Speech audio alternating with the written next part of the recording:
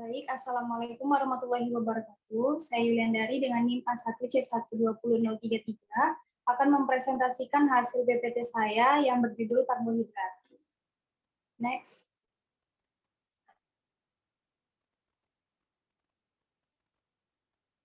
Adapun konsep teori dari karbohidrat, karbohidrat merupakan senyawa yang terdiri dari unsur karbon, hidrogen, dan oksigen yang terdapat di alam. Karbohidrat berasal dari kata hidrat karbon, yang berarti senyawa antara karbon dan air sehingga dehidrasi sukrosa atau C12H22O11 oleh asam sulfat menghasilkan karbon.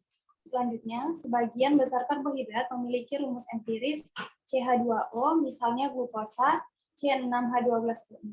Senyawa ini diduga hidrat dari karbon, yang artinya senyawa antara karbon dan air sehingga disebut karbohidrat.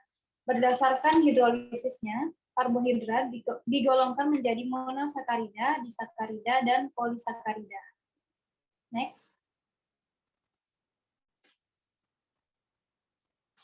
Adapun pembagian karbohidrat, yaitu ada monosakarida, disakarida, dan polisakarida. Next.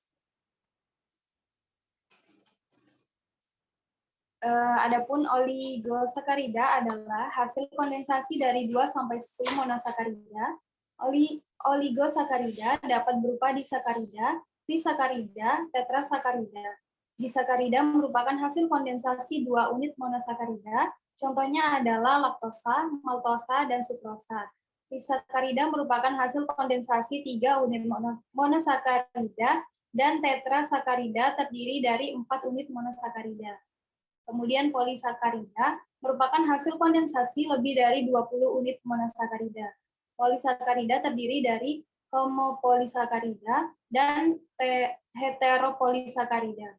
Homopolisakarida adalah polisakarida yang terdiri dari unit monosakarida yang sama, sedangkan heteropolisakarida terdiri dari unit monosakarida yang berbeda. Next. Kemudian untuk reaksi monosakarida, berdasarkan gugus karbonilnya, monosakarida dapat berupa aldosa atau mengandung aldehid dan ketosa mengandung gugus keton. Contoh dari aldosa yaitu glukosa C6H12O6. Contoh dari ketosa yaitu fruktosa C6H12O6. Berdasarkan jumlah atom C, monosakarida terdiri dari biosa yang memiliki 2 atom C, triosa 3 atom C, pentosa 5 atom C, dan heksosa 6 atom C. Next.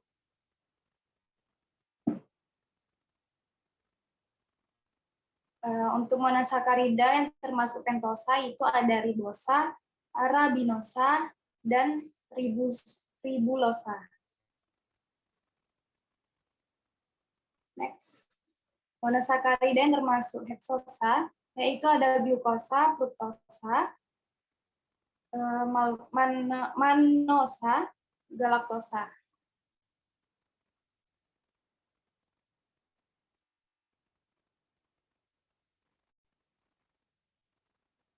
Kemudian untuk isomer optis dari monosakarida, isomer optis dari monosakarida disebabkan adanya atom C asimetris dalam molekulnya. Isomer optis adalah rumus molekul sama, tetapi berbeda arah putar bidang cahaya terpolarisasi, ada yang memutar ke kiri dan ada yang memutar ke kanan.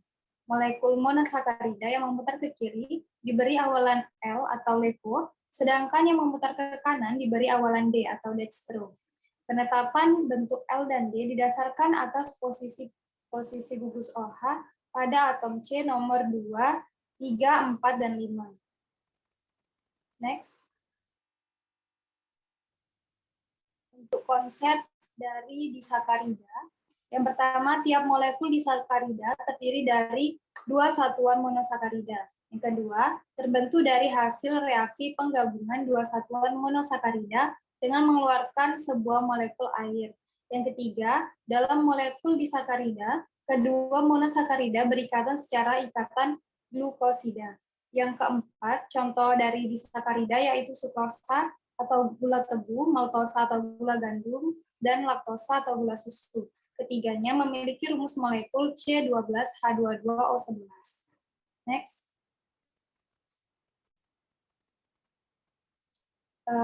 reaksi pengenalan karbohidrat. Gula pereduksi dapat dibuktikan dengan reaksi Perling, Benedict, dan Toulons. Senyawa yang termasuk gula pereduksi adalah monosakarida kecuali fruktosa dan disakarida kecuali sukrosa. Polisakarida. Polisakarida dapat dibuktikan dengan larutan iodin. Reaksinya menimbulkan warna berikut. Suspensi amilum dengan larutan iodin memberi warna biru. Suspensi glikogen dengan larutan iodin memberi warna coklat merah. Suspensi selulosa dengan larutan iodin memberi warna coklat. Next. Kemudian polisakarida. Yang pertama, polisakarida terdiri dari banyak monosakarida. Yang kedua, hidrolisis polisakarida akan menghasilkan sejumlah besar satuan monosakarida. Amilum atau C6H10-5N, zat ini terbentuk pada proses fotosintesis dalam klorofil daun dengan bantuan energi matahari. 6NCO2 ditambah 5NH2O menjadi C6H10-5O5N ditambah 6NO2.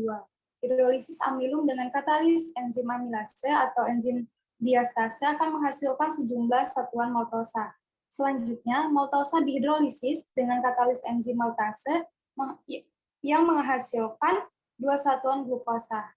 Next. Untuk isolasi identifikasi karbohidrat yang tak diketahui, mengutip dari buku A-Level Biologi, karbohidrat merupakan suatu molekul biologis yang mengandung karbon, hidrogen, dan oksigen. Karbon dalam karbohidrat merupakan karbon yang telah terhidrasi dan memiliki fungsi aldehid dan ketonik. Karbohidrat sangat penting bagi makhluk hidup karena dapat memberikan energi ke sel pada saat oksidasi, sehingga karbohidrat penting bagi sumber energi makhluk hidup. Agar mengetahui suatu bahan makanan memiliki kandungan karbohidrat atau tidak, maka kita perlu melakukan uji identifikasi karbohidrat. Next.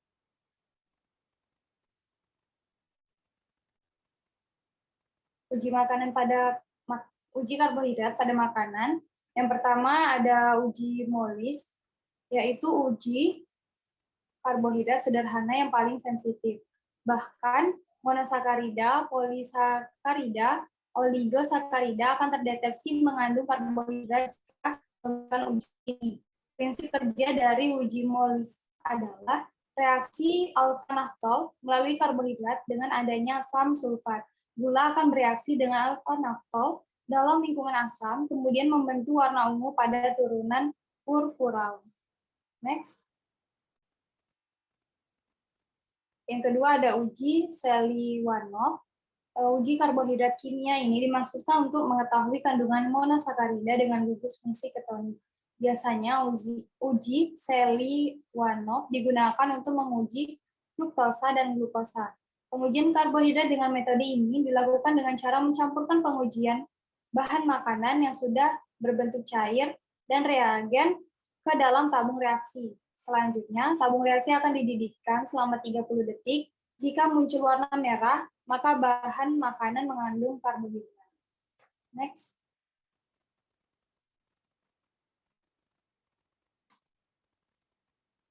Kemudian untuk pengujian yang ketiga yaitu uji Benedict. Uji Benedict ini dilakukan untuk mengetahui apakah bahan makanan mengandung gugus aldehid atau keton bebas. Semua monosakarida dan disakarida akan bereaksi positif jika uji Benedict, namun polisakarida akan bereaksi negatif. Uji positif Benedict ditandai dengan terbentuknya larutan hijau, merah, orange, atau merah bata, serta adanya endapan. Gula pereduksi akan mengalami oksidasi dalam larutan basa. Gula pereduksi akan mengalami tautomerisasi dan membentuk enediol yang mereduksi ion tembaga menjadi tembaga. Saat dipanaskan, ion tembaga akan menjadi tembaga dioksida dan membentuk endapan. Reagen yang digunakan pada uji Benedict ini diantaranya adalah tembaga sulfat, natrium karbonat, dan natrium sitrat. Next. Nah, untuk uji keempat yaitu uji iodin. Uji iodin karbohidrat merupakan uji yang paling mudah dan sering dilakukan. Cukup meneteskan iodin ke bahan makanan. Jika bahan makanan mengandung karbohidrat, maka akan menunjukkan warna biru keunguan. Uji karbohidrat iodin mengambil prinsip sifat serat molekul polisakarida yang mengandung rantai glukosa dan membentuk heliks. Ruang antara heliks ini mampu menampung molekul iodin.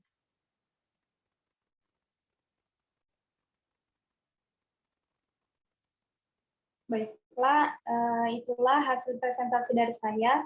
Saya kembalikan kepada moderator.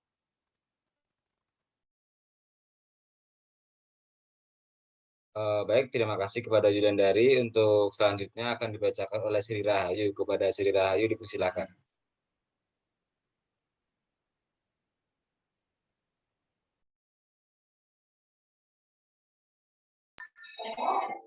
Ulang lah recordnya.